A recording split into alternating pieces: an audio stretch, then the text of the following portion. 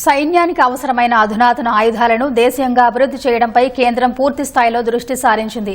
పాకిస్తాన్, చైనాతో పొంచి ఉన్న ముప్పును దృష్టిలో పెట్టుకుని అత్యాధునిక టోవ్డ్ ఆర్టిలరీ గన్ వ్యవస్థ AT-AGS ను కొనుగోలు చేసేందుకు సిద్దమైంది. సుమారు 7,000 కోట్లతో 307 గన్లు, వాటికి సంబంధించిన 327 వాహనాలను సేకరించేందుకు పచ్చజెండా ఊపింది.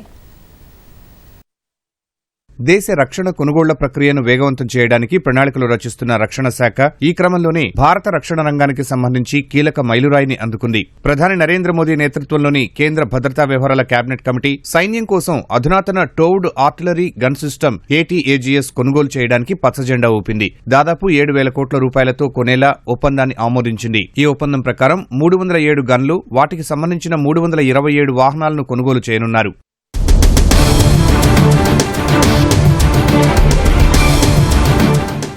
పూర్తి స్వదేశీ పరిజ్ఞానంతో రూపొందించి అభివృద్ది చేసిన AT-AGS ఆర్టిలరీ గన్ భారత రక్షణ సామర్థ్యాలను మరింత బలోపేతం చేయనుంది. AT-AGS అనేది 52 క్యాలిబర్ బ్యారెల్ ను కలిగిన అధునాతన టోవ్డ్ ఆర్టిలరీ గన్ వ్యవస్థ. దీని ద్వారా 45 కిలోమీటర్ల వరకు కాల్పులు జరిపేందుకు వీలవుతుంది. స్వయంచాలకంగా పనిచేసే ఈ ఆయుధం లక్ష్యాన్ని సైతం స్వయంగా నిర్ధారించుకుంటుంది.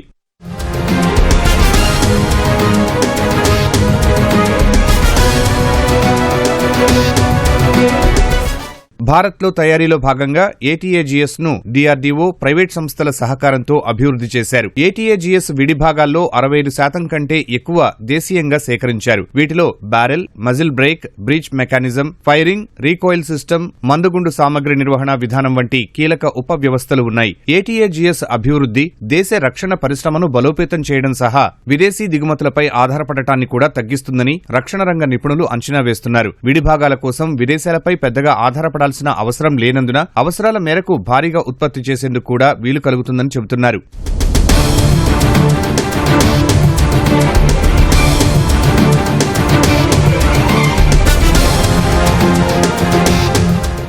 భారత సైన్యం ఫిరంగి వ్యవస్థను ఆధునీకరించడంలో AT-AGS కీలక పాత్ర పోషిస్తుంది. పాకిస్తాన్, చైనా సరిహద్దుల వెంబడి దీనిని మోహరిస్తే సాయుధ దళాలకు మరింత వ్యూహాత్మకంగా ఉంటుందని అంచనా వేస్తున్నారు. మెరుగైన సంసిద్ధతతో పాటు మందుగుండు సామగ్రి సమకూర్చినట్లవుతుందని భావిస్తున్నారు.